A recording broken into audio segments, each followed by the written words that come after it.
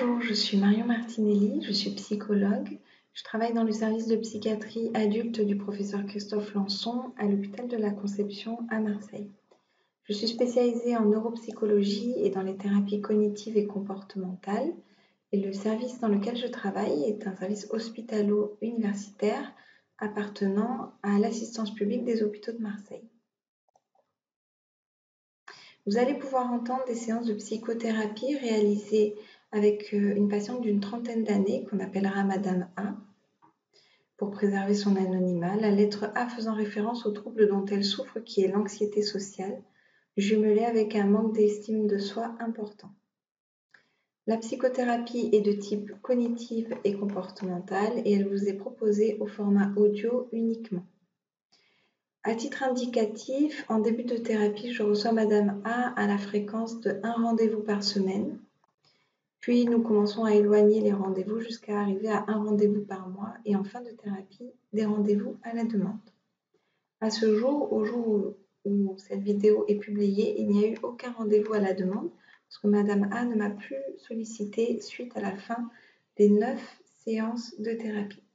Les 9 séances seront en ligne sur YouTube. Vous pourrez les écouter dans leur intégralité. Je souligne également que ces enregistrements ont été réalisés dans un cadre à la fois pédagogique pour servir d'apport au cursus de formation des thérapeutes, quelle que soit leur formation, mais aussi dans un objectif de prévention en santé mentale, pour montrer ce qu'est une psychothérapie et potentiellement aider ceux qui en ont besoin à être moins réticents à l'idée de se lancer. J'espère donc que vous trouverez autant d'intérêt à écouter ces séances que j'en ai eu à les réaliser. Avant de commencer, je tiens à souligner que Madame A, qui a eu la gentillesse de participer à ce projet, l'a fait de manière totalement volontaire et gratuite. Elle a également participé au montage et à l'anonymisation de ces enregistrements audio et elle a donné son accord pour leur diffusion. Je la remercie infiniment pour sa participation et sa contribution à ce projet, et également pour la confiance qu'elle m'a accordée au fil des mois que nous avons passés à travailler ensemble. N'hésitez pas à laisser un commentaire, à partager la vidéo, à vous abonner à la chaîne de la Psy du Soleil et à la faire connaître. Et enfin, tout commentaire désobligeant à l'égard de la patiente sera automatiquement supprimé.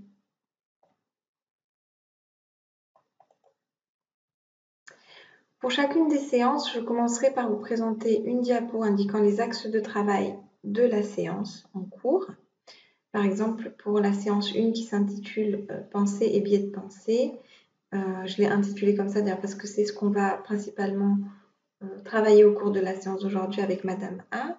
Vous aurez ce que l'on cherche à identifier chez la patiente et ce qui doit être observé chez la thérapeute, donc moi-même.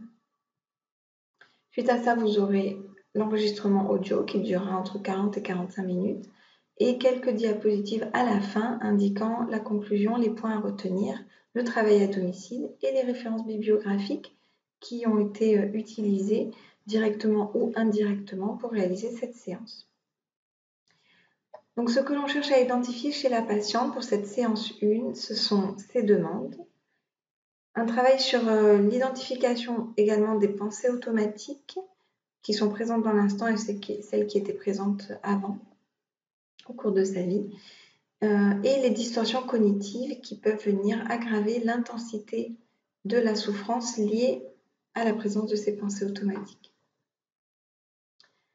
Concernant la thérapeute, donc moi-même, je vais faire un récapitulatif de la séance préalable puisque j'ai vu la patiente Madame A une fois avant de commencer les séances. La recherche des situations actuelles de souffrance avec la technique de la recontextualisation, la recherche de l'origine des difficultés, la psychoéducation autour des pensées automatiques et des distorsions cognitives. Et l'idée, ça va être de commencer à objectiver ces pensées automatiques en recherchant aussi leurs avantages. J'utilise énormément la technique des 4 R. En fait, je l'utilise à toutes les séances. Donc, n'hésitez pas à les rechercher, à les identifier. Ça, c'est vraiment pour les thérapeutes et futurs thérapeutes. si vous souhaitez observer comment est-ce qu'on peut les manipuler au cours de l'entretien. Vous allez donc entendre la séance 1 qui va commencer. Je vous souhaite une bonne séance à tous. Alors, tout d'abord, merci de participer à ces enregistrements de séances de psychothérapie. Avant de commencer, je voulais m'assurer que vous soyez toujours d'accord pour ces enregistrements. Oui, toujours, aucun souci. Ok, merci beaucoup.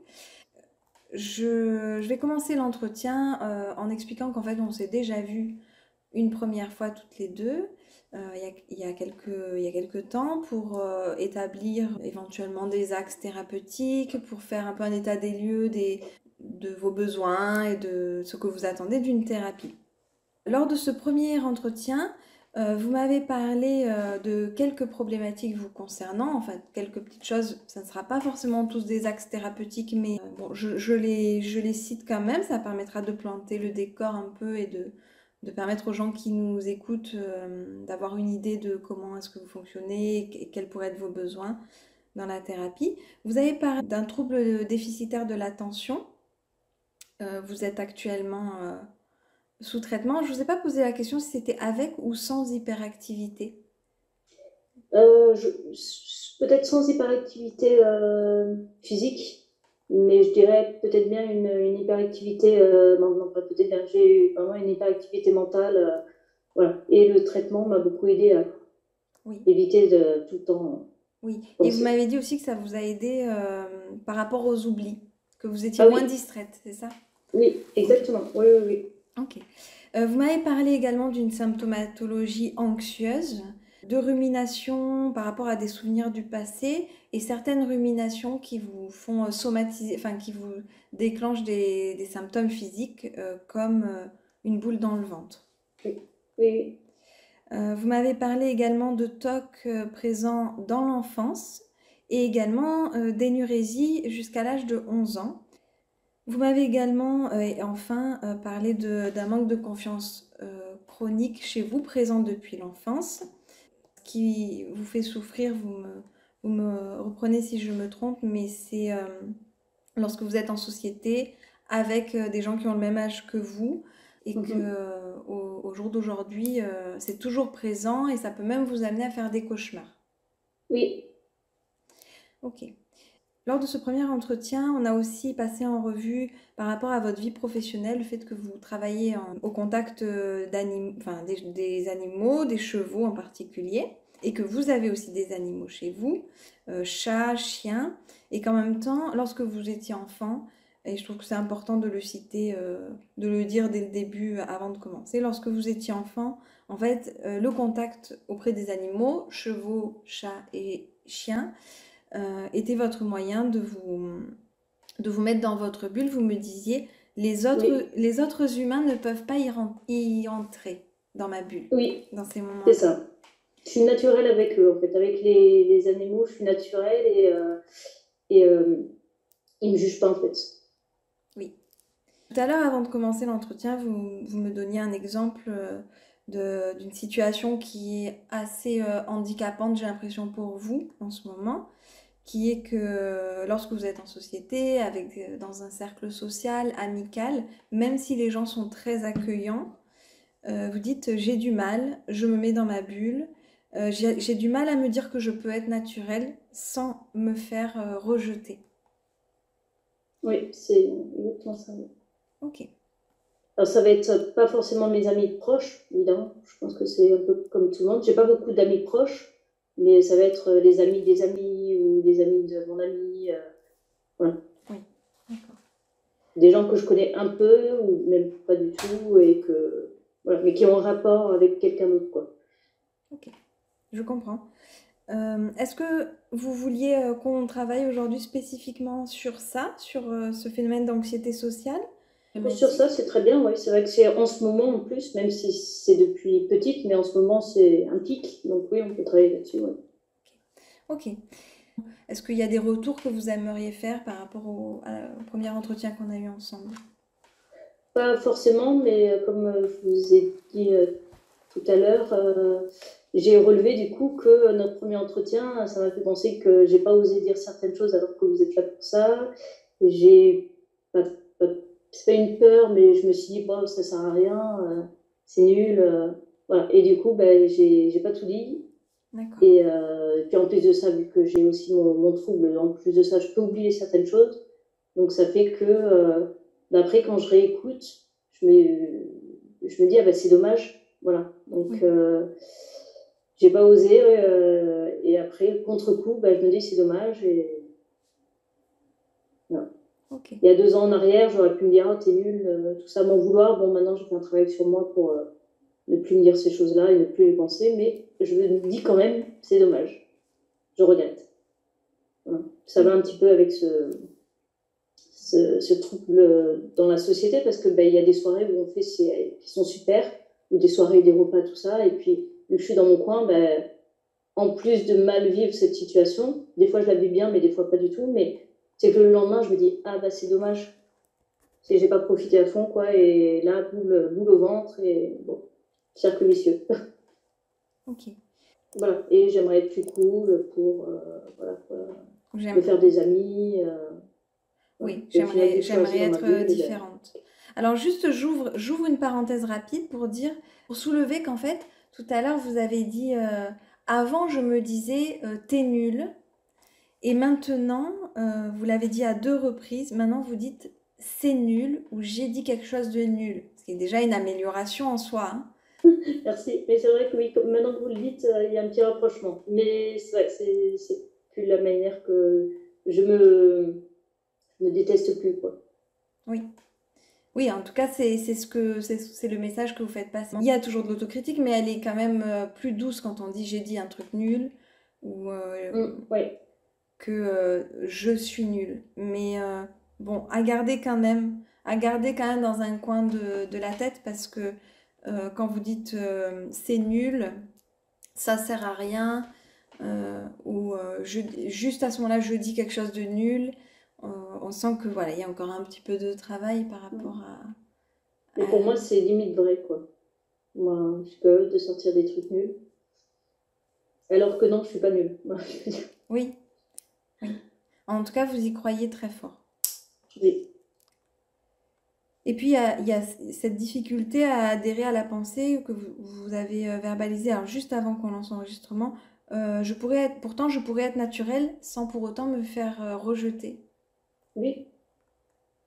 C'est ça le pire, oui. Alors, je peux être naturelle sans me faire rejeter. euh, Normalement, c'est un constat qu'on a depuis l'enfant. Enfin, on vient au monde avec ce constat, en fait. Je suis naturelle et on s'occupe de moi. Je pleure quand j'ai faim, je pleure quand j'ai soif, je pleure quand j'ai mal, je pleure quand j'ai peur. Enfin, les émotions sortent de manière spontanée, naturelle, et on ne me rejette pas pour ça. Sous-entendu, si vous avez le constat inverse, c'est que c'est quelque chose qui a été appris. Oui, peut-être. C'est sûr. Oui. C'est sûr que c'est quelque chose qui a été appris. Parce qu'on ne vient pas au monde en se disant ça. C'est Appris impossible. par moi-même ou appris par mes parents, Alors ça, par leurs actes, ou appris par des actes que j'ai fait par exemple à l'école.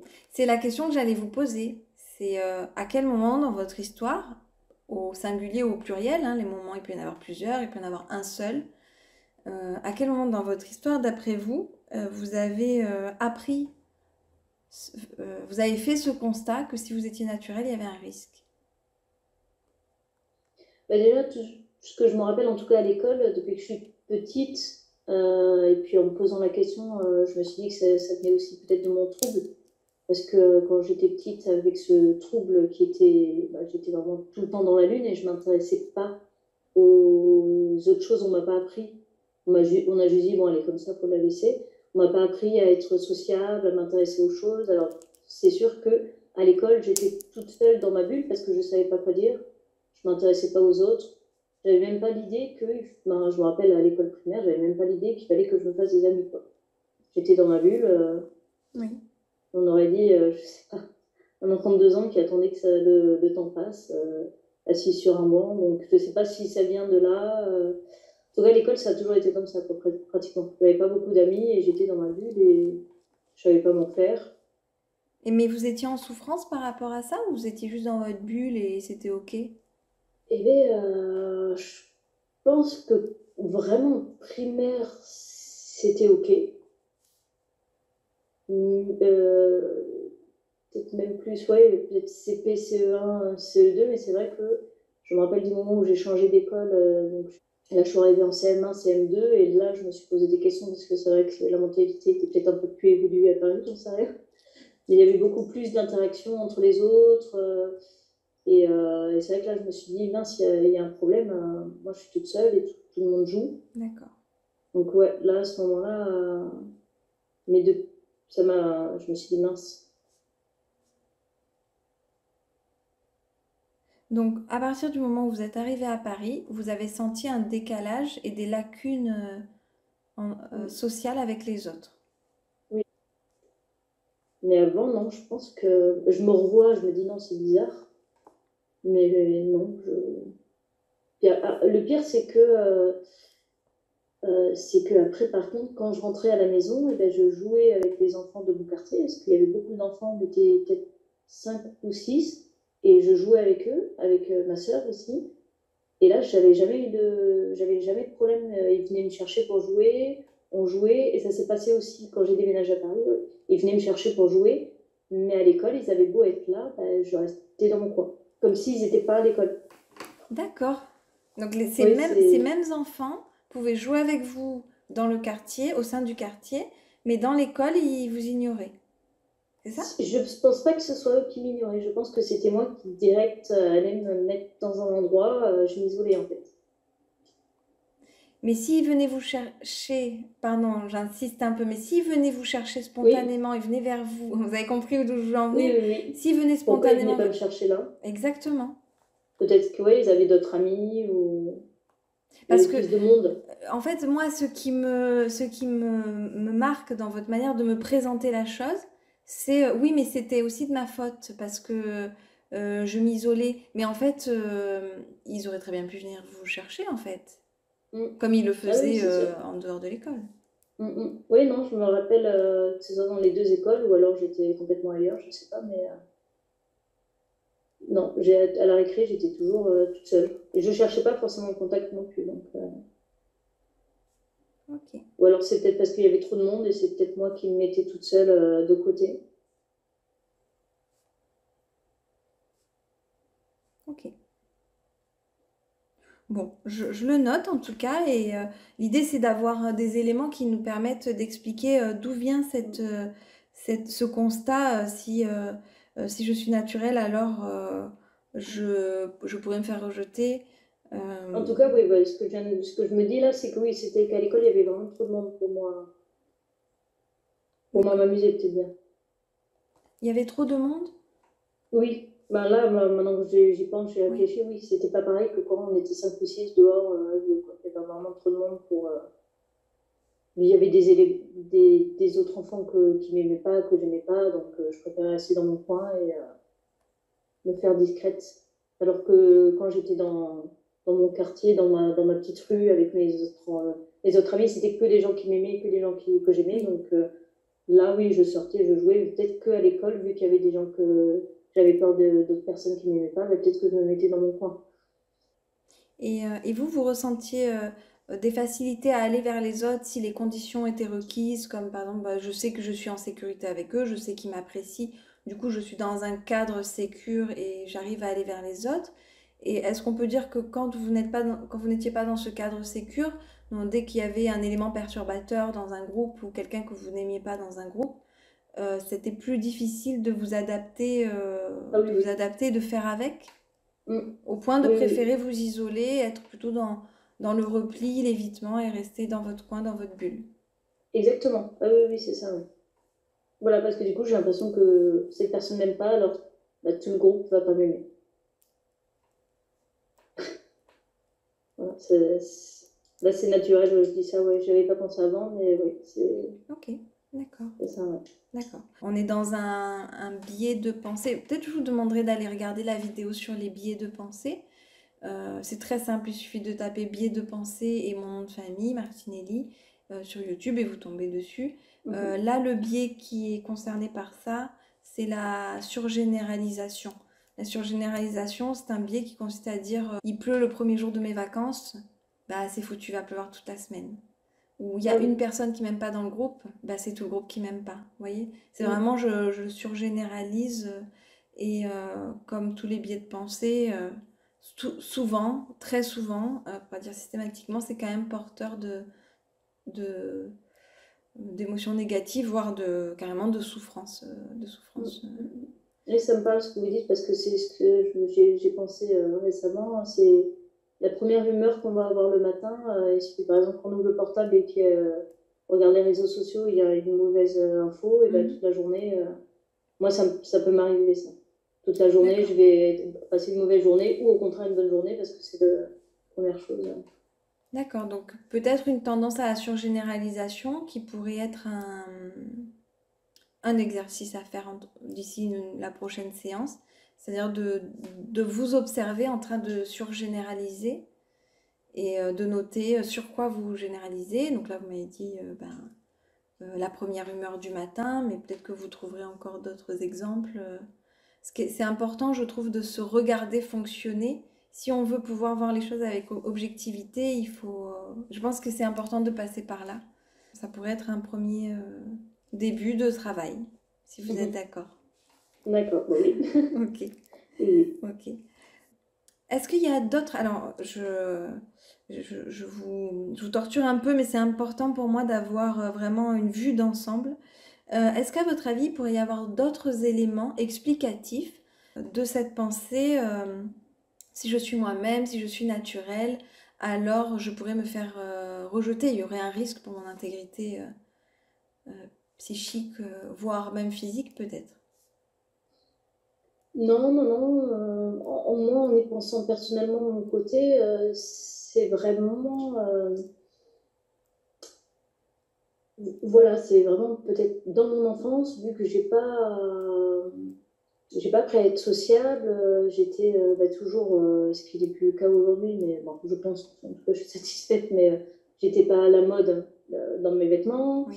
j'étais pas à la mode dans ma façon de parler. Et puis, même là, récemment, avant d'être sous traitement, je m'intéressais pas à grand-chose. Je m'intéressais pas à grand-chose. Et j'essayais, mais voilà, c'était compliqué, alors que je me rends compte que ben, d'autres personnes, et ça, c'est encore d'actualité, par contre, le fait que je connaisse pas non plus grand-chose, mais quand il y a une conversation, et ben, j'ai du mal à avoir un avis parce que je me dis que je me suis pas forcément intéressée. Et même petite, voilà, j'ai manqué de quelques trucs sociaux, j'ai l'impression. Donc, voilà, j'ai l'impression de ne pas être à la page. Il faudrait que je m'intéresse un petit peu plus. Okay. Ouais. Ça, c'est pareil, j'aimerais avoir plus d'avis sur les choses. Le traitement m'a beaucoup aidé déjà à pouvoir tenir une conversation plus de 5 minutes. Oui. Mais c'est assez récent, donc oui. Maintenant je peux parler à quelqu'un pendant une demi-heure, mais j'ai du mal à que ça passe. Voilà, j'écoute beaucoup les gens, j'arrive à beaucoup écouter les gens, mais maintenant il faudrait que j'apprenne aussi à répondre, à avoir un avis, à oser dire les choses, oui. à savoir quoi répondre. Voilà. Et c'est tout ça qui me fait que je me mets dans ma bulle et j'arrive pas à... En tout cas, je vous rejoins tout à fait dans la place qu'a le trouble déficitaire de l'attention dans tout ça. Je pense on peut pas nier son rôle. Après, c'est vrai que c'est un trouble qui est un trouble neurologique et génétique. Si le traitement pour vous fonctionne bien, en tout cas, tant mieux. C'est vrai que le traitement a quand même ses limites. Vous voyez quand même qu'il y a des problématiques qui sont de l'ordre de l'interprétation des choses, même si vous y croyez très fort, même si vous me dites que c'est très proche de la vérité absolue. Mais ça, on va essayer d'avancer ensemble par rapport à ça, parce que objectivement, ce ne sont que des interprétations. D'ailleurs, je voulais rajouter quelque chose. On a parlé tout à l'heure de la surgénéralisation avec quelqu'un ne m'aime pas dans le groupe, alors c'est tout le groupe qui ne m'aime pas. Vous donnez l'exemple de l'humeur de la journée aussi, la première humeur de la journée et celle de la journée entière. Là, on est sur un deuxième biais de pensée. Quand vous dites c'est de ma faute, c'est mon trouble, c'est parce que je ne suis pas intéressante. Là, on est sur un deuxième biais de pensée qui s'appelle la personnalisation. C'est-à-dire les choses négatives qui se passent, c'est moi. C'est que je ne suis pas assez intéressante, c'est que je ne fais pas assez d'efforts ou que je ne m'intéresse pas assez, etc., etc. Donc, regardez là cette vidéo, je pense qu'elle sera vraiment intéressante comme un premier axe de travail, je le confirme. Peut-être que vous trouverez aussi d'autres choses parce que dans la vidéo, je crois que j'en présente une dizaine, peut-être 10 ou 12, je sais plus. Mais en fait, il y en a des centaines et des centaines des biais de pensée. Je les présente pas tous, mais on va dire que les principaux, ils y sont quand même. Peut-être que ça vous donnera des idées. Oui, des idées de voir qu'est-ce qui vous concerne, qu'est-ce qui vous concerne pas. Donc sur généralisation et personnalisation, en tout cas, c'est important de le soulever et ça montre bien si ce sont des biais de pensée que votre pensée, elle est biaisée. Donc ce sont bien des interprétations, même quand on y croit très fort et je comprends que vous y croyez très fort. Oui, j'ai l'impression. Et en même temps, je suis prête oui. à changer. Oui, il faut que ça fasse son bout de chemin aussi dans votre tête et dans vos convictions. Mais en même temps, comme je vous dis, il y a aussi l'aspect TDAH qu'on ne peut pas nier et qui est une réalité en fait. Et là c'est la réalité des faits. Sauf que chez vous, entre guillemets, ce handicap, je ne sais même pas si je mets des guillemets parce que c'est quand même un vrai handicap, ce handicap de départ avec lequel vous venez au monde, il est entretenu, et il est comment dire, oui, il est entretenu, il est nourri par les interprétations négatives que vous avez des choses, de vous-même surtout, beaucoup de vous-même, et de l'avenir, parce que la surgénéralisation, ça rejoint souvent une vision pessimiste de l'avenir. Et puis on pourrait même poser la question, quand vous vous dites que c'est de votre faute, et que vous y passez du temps, que vous accordez vraiment de l'importance à ces pensées ou constats, qu'est-ce que ça vous apporte d'y passer autant de temps et d'y mettre autant de conviction? Je sais pas, je me dis qu'il faudrait que je m'améliore. Donc ça peut vous pousser à vous améliorer?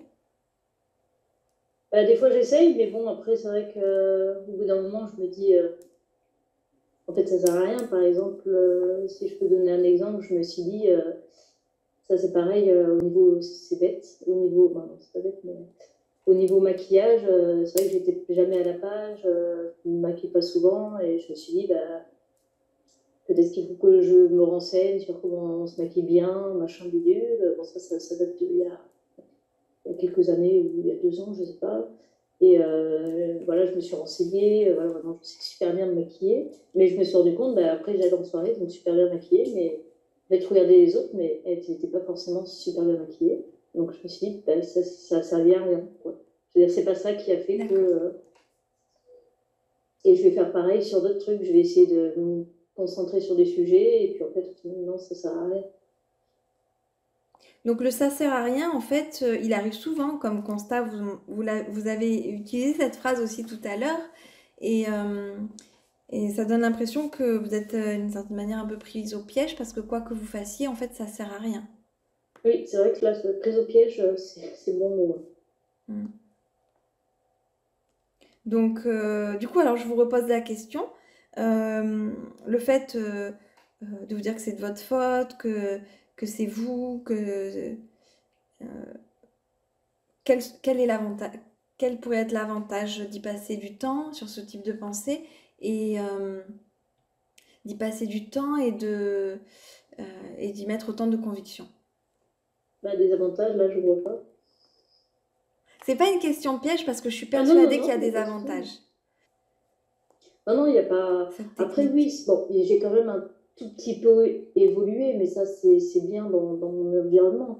Et puis, c'est même avec le. C'est quelque chose qui me plaît aussi, même depuis que je suis sous traitement, c'est de m'intéresser à plus de choses. J'apprends beaucoup de choses, même pour mon, moi personnellement. Et après, oui, je peux.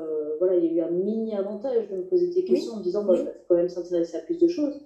oui, Mais voilà, c'est vraiment quelque chose de mini et j'ai au final même pas pour mon problème de société. Pour oui, moi-même, ça me fait plaisir. oui. Non, pour mon problème de société, non, ça m'a pas. On va dire c'est peut-être le mini avantage que ça m'a apporté, mais c'est pour moi personnellement maintenant, ça m'intéresse à beaucoup plus de choses et ça me plaît et je continue.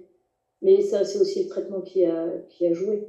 Mais non, sinon, en termes d'avantage de faire ça, à part me rendre triste et en plus de ça, avoir des angoisses pour la prochaine fois, Oui, non. oui. Oui, les inconvénients, ça c'est clair ils sont palpables et évidemment ça vous Oui. maintient dans le cercle vicieux de l'anxiété sociale et dans une image de vous qui n'est pas au beau fixe. Les avantages, c'est que ça vous pousse à vous améliorer, ça vous pousse à vous intéresser à certaines choses. En fait, Oui, ça fait plaisir. Bon, après, c'est oui. pas. Mais ça ne règle pas le problème de fond Non. de votre difficulté à trouver votre place en société et à vous accepter tel que vous êtes sans vous dire que les choses sont de votre fait, sont de Oui, votre non. faute. Pour moi, il faudrait toujours que je m'améliore. D'accord. Euh, Ça aussi, elle est intéressante cette phrase. Il faudrait toujours que je m'améliore. Euh, J'aimerais bien si vous êtes d'accord, j'aimerais bien qu'on la développe un peu. Euh, il faudrait toujours que je m'améliore. Selon vous, ça vient d'où cette injonction? Je pense de petite, au moment où je me suis rendu compte que ben, comment j'étais, c'était vraiment pas, c'était vraiment pas possible. Ben, je sais qu'il faut s'accepter, mais quand on me revoit petite, heureusement que j'ai pas fait toute ma vie comme ça, parce que c'était quand même compliqué. Mais là, je suis arrivée à un point, ben, voilà, je veux dire, il y a un moment de ma vie où je me suis dit, bon, allez, il faut que tu te bouges pour être un petit peu plus dans ton temps. Et ça m'a causé beaucoup de frustration. Je me suis beaucoup énervée contre moi, tout ça. Bon, maintenant, je vais calmer tout ça. Mais c'est vrai qu'à l'heure actuelle, bah, ça continue. Je me dis encore, bah, faut encore que tu t'améliores. Alors que le plus gros est fait. J'ai réussi à sortir de ma bulle et d'être plus zen, avec les autres quand même, dans la plupart du temps. Je veux dire, quelqu'un qui va me parler quand je fais mes courses, ça va aller, concrètement. Oui, À l'adolescence, je me suis rendu compte qu'il fallait que je change.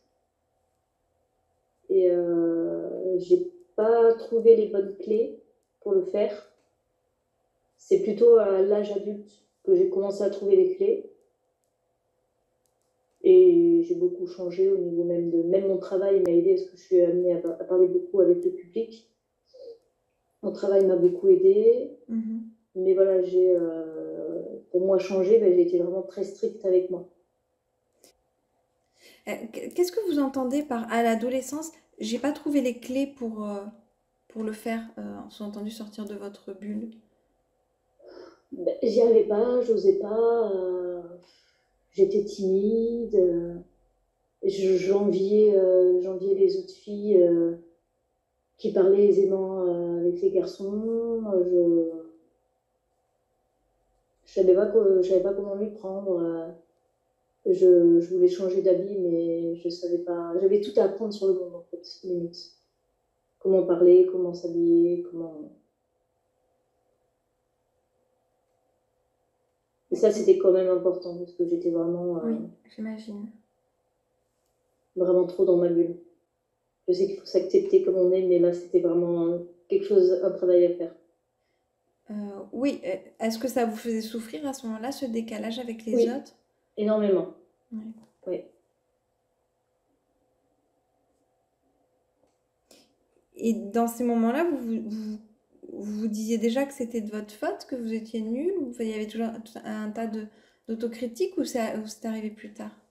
Ah non, non, oui, oui, il y avait déjà un tas d'autocritiques et c'était encore pire. Je me détestais. Ok. Comment vous faisiez pour gérer ou pour évacuer, je ne sais pas, toute cette colère que vous pouviez avoir envers vous-même par rapport au fait que vous vous détestiez?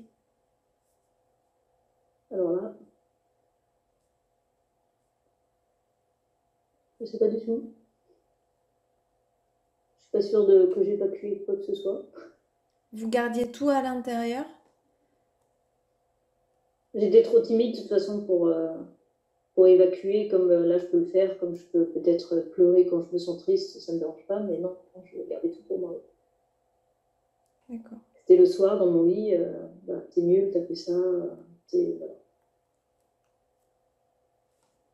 Ok.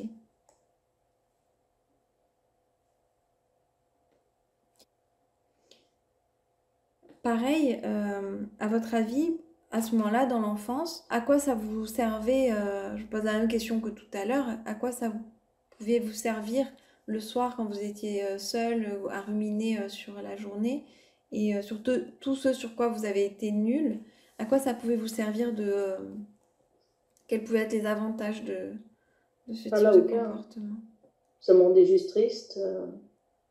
Là, j'en tirais même pas quelque chose comme je peux faire aujourd'hui en disant, bon, bah, je vais essayer de me renseigner sur l'actualité et tout ça. Non, Oui, c'était juste j'étais stressée. Il n'y avait aucun avantage.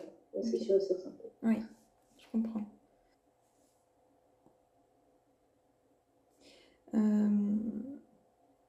Avant qu'on passe à la suite, je voulais revenir juste sur l'énurésie. Vous me disiez que vous aviez fait pipi au lit jusqu'à l'âge de 11 ans. Est-ce que maintenant, avec le recul, vous avez pu trouver une explication à, ce, à cela? Peut-être ça, peut-être l'anxiété de toute ma journée que je gardais pour moi. Et que, je sais pas, peut-être je me relâchais dans mon sommeil ou j'étais trop fatiguée pour. Mais je pense que oui, c'est surtout à tout ce qui se passait dans mes journées et le fait que je m'aimais pas comme j'étais, je pense. Je pourrais pas l'expliquer, mais pour moi, ça vient de là. Ouais. Parce que quand mes parents petites en parlaient à des médecins ou quoi, tout le monde, les médecins disaient que mes parents se sont séparés quand j'étais. Je crois que j'avais même pas un an. Tout le monde disait, ah, c'est parce que ses parents se sont séparés. Pour moi, petite, bon, je n'ai pas osé le dire, évidemment, hein, mais mon papa habitait à 5 minutes en voiture, je le voyais tous les week-ends. Mon beau-père, c'était mon deuxième papa. Pour moi, j'avais juste trop de chance d'avoir deux papas. C'est pas quelque chose qui va. J'avais deux maisons. Mon père, quand j'y allais avec ma soeur, on était les reines. C'est vraiment pas quelque chose qui m'avait choqué, en tout cas. Et même quand j'en parle encore aujourd'hui, non, ça me choque pas. Donc je pense plutôt que c'était moi-même. C'est voilà, tout ce qui me. Voilà, Et où j'étais nulle. cette anxiété sociale que vous ressentiez avec les enfants du même âge que vous, donc avec vos pères, euh, est-ce qu'il y avait une personne ou plusieurs personnes à cette époque-là, donc dans l'enfance, à qui vous pouviez en parler? Non, non, je pense pas, parce que c'est sûr que j'en parlais pas à mes amis parce que j'aurais eu trop honte. Avec ma sœur, non, on n'était pas. Non, non, je pense que j'en ai pas parlé. À vos parents? Non plus. Vous, vous, vous savez pour quelle raison spontanément vous n'êtes pas allé en parler à vos parents?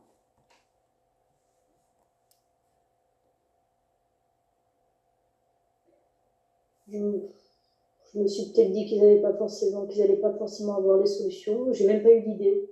J'ai même pas eu l'idée d'en parler. Et on vous interrogeait pas non plus particulièrement sur est-ce que tu as des copines, est-ce que tu as un amoureux? Vous savez, ce genre de phrase qu'on souvent on dit aux enfants, c'est qui ta meilleure copine, comment s'est passée ta journée, avec qui tu as joué à la récréation, ce genre Bah, eux de... voyaient que j'avais des amis, vu que Oui, après mes devoirs, il y avait mes. Voilà, donc je pense oui, qu'ils n'ont pas posé les questions. Et puis après, bah, quand ils me demandaient si j'avais un amoureux, bah, je venais toute rouge. Alors c'était pas méchant, mais c'est ah, elle a un amoureux, elle veut te le dire. Mais du coup, non, ça me gênait plus qu'autre chose, mais je pense qu'au niveau amis, ils m'ont peut-être pas posé la question parce que du coup, j'étais toujours, voilà, dès qu'on avait fini nos devoirs, on pouvait aller jouer dehors et ça, je le faisais toujours, quoi. Oui, À donc la ça maison, passait j'étais inaperçu. toujours. Ça Pardon? ça passait inaperçu en fait. Oui, oui, Cette, oui, c'est vrai qu'à l'école, ouais. puis les maîtresses et les professeurs disaient, ah, ben, elle est calme, elle est dans sa bulle. Ça, oui, c'est vrai que j'aurais aimé que mes parents prennent en compte que j'étais trop dans ma bulle et qu'il aurait fallu faire quelque chose. Bon, après, j'en veux pas forcément si je me suis dépassée, mais c'est vrai que ça aurait changé peut-être bien ma vie. Le fait d'être Mais dans votre bulle à l'école, ça a engendré des difficultés scolaires? euh, oui et non, là, ça n'a plus rien à voir avec, je pense, tout ce qui était social. Là, c'était plus mon trouble que j'arrivais Oui, pas à suivre en cours. oui, Mais vu que du coup, j'avais pas énormément d'amis, je suivais les cours en fait. J'étais quelqu'un de calme, qui d'accord. parlait pas et qui devait être juste un peu plus attentive. Donc du coup, mes parents étaient satisfaits dans l'ensemble. J'ai pas fait des grandes études. Je suis allée jusqu'au bac pro. C'est très bien pour eux. Donc voilà. D'accord. Non, je pense pas. Ok. En tout cas, pas ce qui est social. Ok, d'accord. Est-ce que vous pouvez Ok. Est-ce qu'il y a... Pardon, il y a autre chose que vous auriez aimé aborder aujourd'hui ou est-ce qu'on peut essayer de clôturer par rapport à cet entretien-là? Non, là, il n'y a rien d'autre. En tout cas, je pense à rien. Du coup, si on doit clôturer, j'aimerais vous poser une dernière question, c'est qu'est-ce que vous retenez de cet entretien? Je retiens sur tout ce que vous avez parlé de. J'ai plus les mots, mais du fait que quand on s'imagine que. C'est vrai que j'avais jamais pensé avant, quand on s'imagine qu'il y a quelqu'un qui nous aime pas dans le groupe, il y a tout le groupe qui nous aime pas, ou ce que vous Oui, avez parlé là de. la surgénéralisation. Oui, je pense, ouais, ouais, ouais, ça m'a. Et vous avez dit un autre mot, et ça, La je m'étais. personnalisation. Oui, peut-être bien, ça, je m'étais jamais rendu compte que c'est vrai que, oui, c'est pas parce qu'il y a quelqu'un qui nous aime pas. Voilà, c'est. Bon, après, je vais réécouter, mais ça, c'est vrai que. Donc finalement, la conclusion qu'on peut faire de cet entretien, c'est que, euh, je reformule, hein, vous me dites si vous êtes d'accord, vous ne vous êtes jamais rendu compte que vous pouviez prendre de la distance avec vos pensées, que ce ne sont pas des constats de vérité générale, mais qu'il est possible de prendre un peu de distance et de se dire que tiens, je fonctionne comme ça, dans tel type de situation, je surgénéralise, ou je personnalise, ou je catastrophise. J'ai déjà lu, j'ai déjà entendu, mais comme vous avez dit tout à l'heure, pour moi, j'ai l'impression que c'est la vérité absolue, c'est de ma faute. Oui, Je suis incapable de le faire. Moi, je veux dire, par moi-même, voilà, j'aimerais avoir beaucoup plus de lâcher prise quand. Je sais qu'il faut avoir plus de lâcher prise. J'ai essayé de travailler là-dessus. J'ai réussi beaucoup de fois à faire des lâcher prises, mais sur ça, dès que je suis avec du monde qui peut m'impressionner, j'arrive pas à faire de lâcher prise. Alors que là, tout récemment, j'étais super fatiguée et j'ai dit, je m'en fous. Et en fait, j'ai passé, c'était même pas une soirée, c'était un repas, j'ai passé un super repas parce que tellement fatiguée que mes pensées tournaient plus et je parlais à tout le monde, il n'y avait pas de souci. oui. Et c'est là, tout récemment, je crois que c'était il y a 2-3 jours, et j'ai même dit, ah, tiens, faudrait que j'en parle. Donc, ouais, je m'en D'accord. rends compte, mais voilà, dans ces moments-là où. Et c'est un cercle vicieux, j'ai du mal à me dire non, c'est mes pensées, c'est pas grave. Tout à fait. Bon, alors du coup, il y a, enfin, effectivement, j'ouvre une petite parenthèse rapide par rapport au lâcher-prise. Le lâcher-prise, c'est plutôt de l'ordre de la thérapie émotionnelle. On sera amené à le faire, mais plus tard.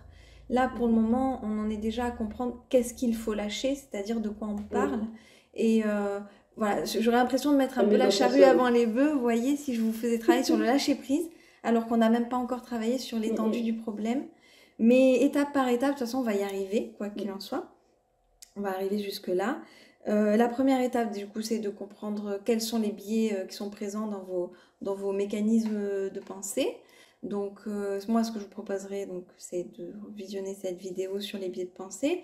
Notamment au début de la vidéo, il y a une partie un peu théorique sur quels sont les biais de pensée, qu'en fait on a tous des biais de pensée. J'ai des biais de pensée, vous en avez, votre voisin aussi. Et en fait on essaye de vivre avec ça. Et tous, quand les biais, enfin tout le monde, quand les biais s'activent, on y croit à 100%. On pense que c'est notre réalité. Et d'ailleurs, c'est notre réalité. C'est pas la vérité absolue. Donc, c'est vrai qu'il va falloir prendre de la distance avec ça. Par contre, c'est votre réalité de l'instant. C'est la manière dont vous percevez les choses dans l'instant. Ça, c'est important de faire la nuance entre c'est pas la vérité, mais c'est ma réalité à moi. Ça veut pas dire que je pense faux ou que c'est mal de penser ça. Ça veut dire que je peux prendre de la distance. Parce que ma réalité n'est pas forcément la réalité commune. Vous voyez, si j'ai faudrait que je prenne un stylo, un papier et un stylo pour vous le montrer.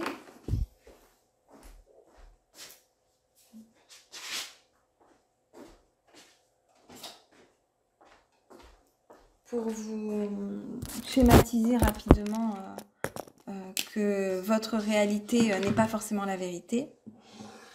En fait, je trace sur une feuille un 6, ok? Et je vais vous demander, qu'est-ce que vous voyez sur cette feuille? Un 9. Voilà. Et moi, je vois un 6.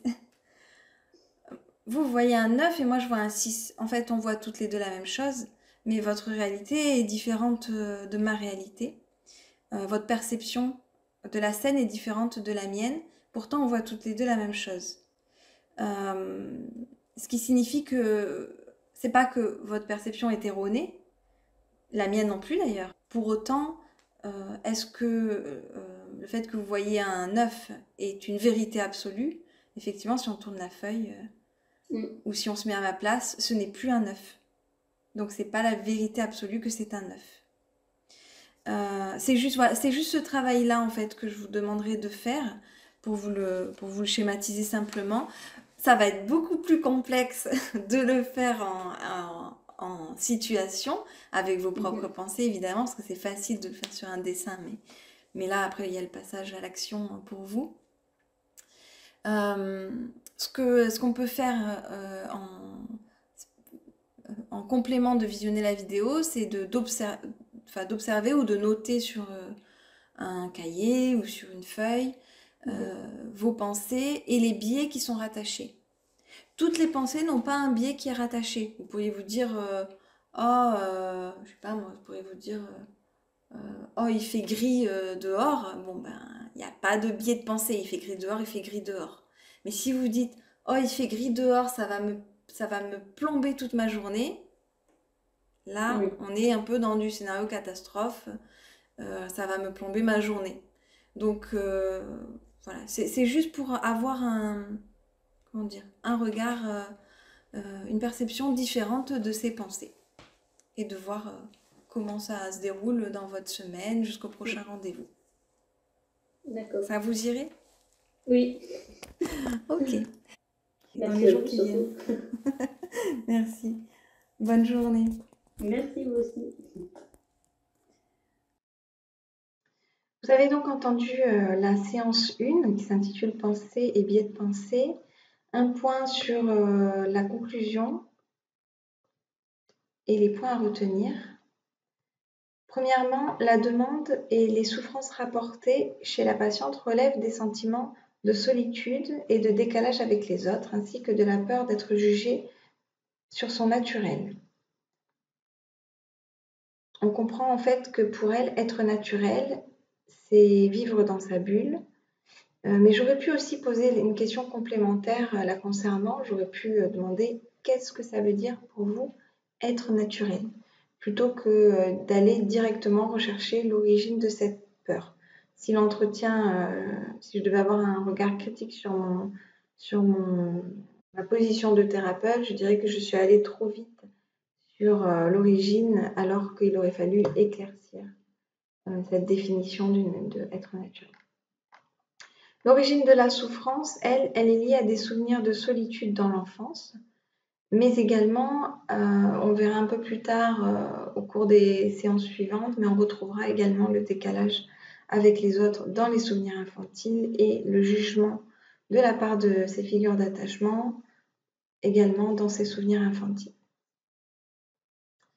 Il y a donc un cercle vicieux qui se met en route, c'est ce qu'elle craint en fait au point de développer de l'anxiété sociale, alors que le comportement de s'isoler qui en découle, celui qui est choisi spontanément depuis l'enfance, génère cette solitude qui est crainte au départ. Sous-entendu, en fait, je provoque ce que je redoute, c'est un cercle vicieux. Les pensées automatiques et les distorsions cognitives, alors on en a identifié quelques-unes au cours de la séance.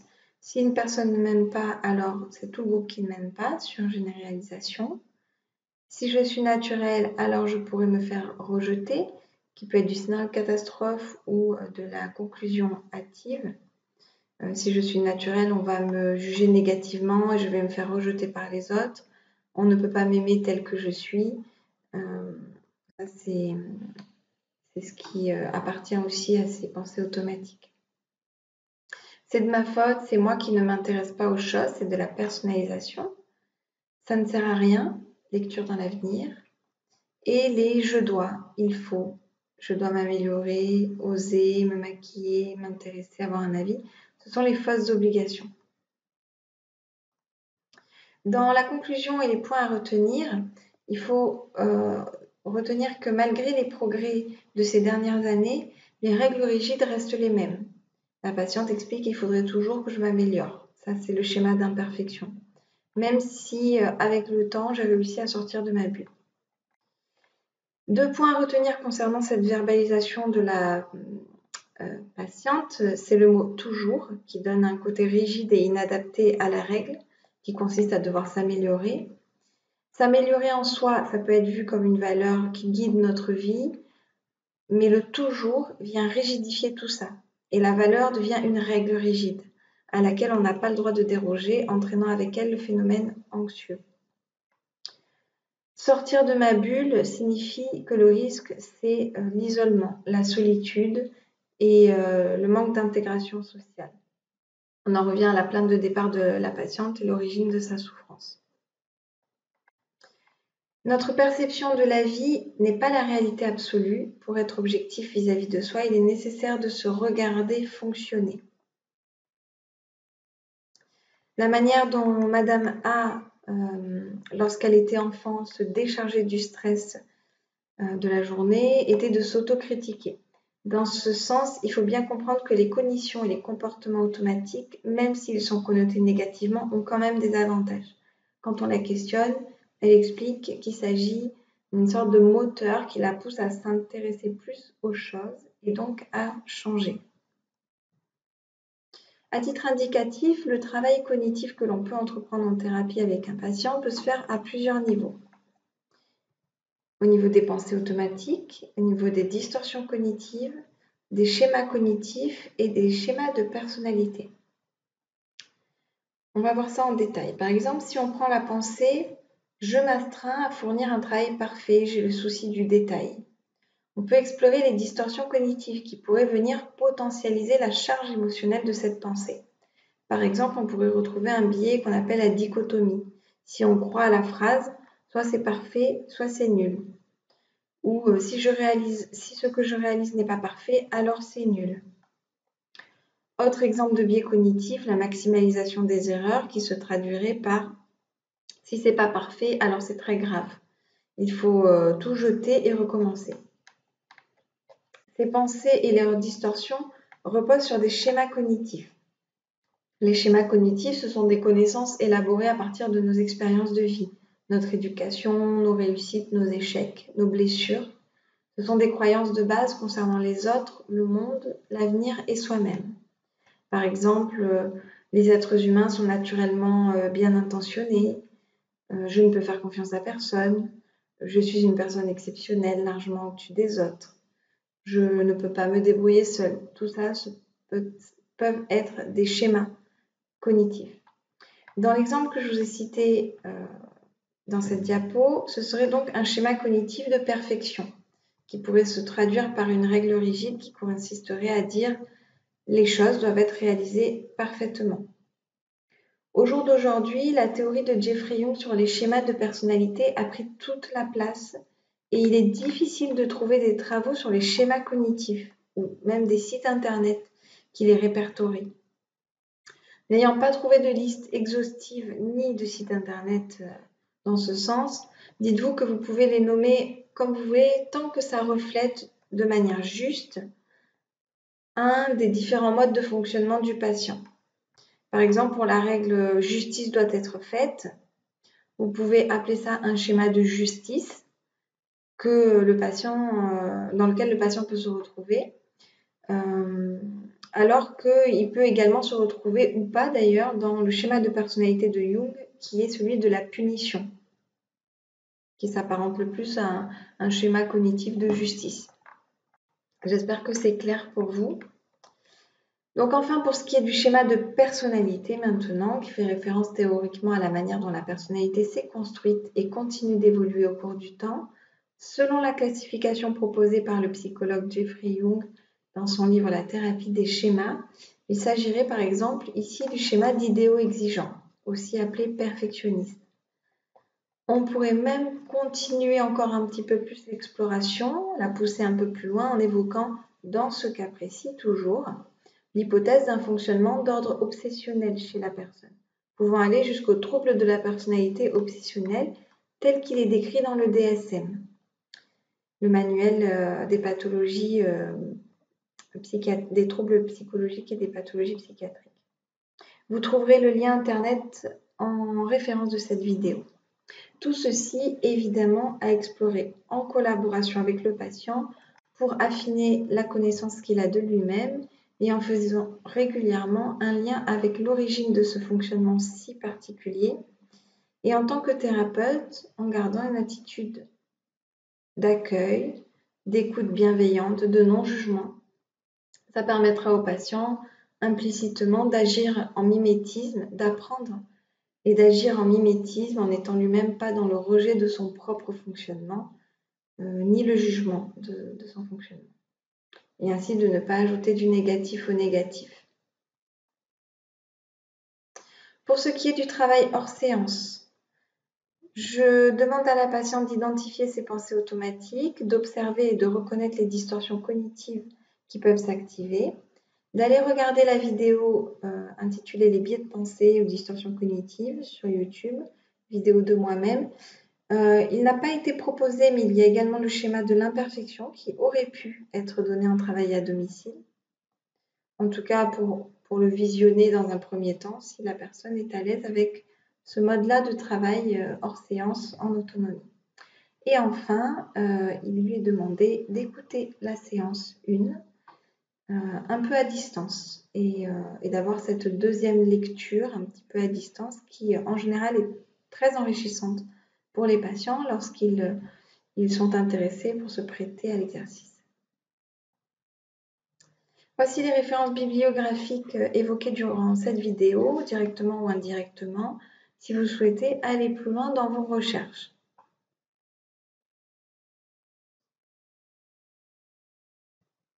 Si vous souhaitez cliquer sur les liens internet, il vous suffit d'aller sur Afficher plus qui se situe en dessous de la vidéo. Si vous regardez cette vidéo sur un téléphone portable, normalement vous devriez également y arriver à récupérer les références. Merci pour votre attention. J'espère que cette séance aura été instructive pour vous, utile. Cette vidéo est maintenant terminée. N'hésitez pas à laisser des commentaires sous les vidéos et à les partager et à faire connaître cette chaîne YouTube de la Psy du Soleil. Vous pouvez également nous suivre sur Facebook ou sur le site internet de la PHM. Tous ces liens internet sont en descriptif de la vidéo également, juste en dessous. Et nous avons également depuis peu une page Instagram que vous pouvez trouver également en tapant la Psy du Soleil. Et enfin, vous pouvez maintenant écouter la séance numéro 2. Je vous rappelle qu'il y a 9 séances de thérapie en tout et qu'elles sont disponibles sur notre chaîne YouTube.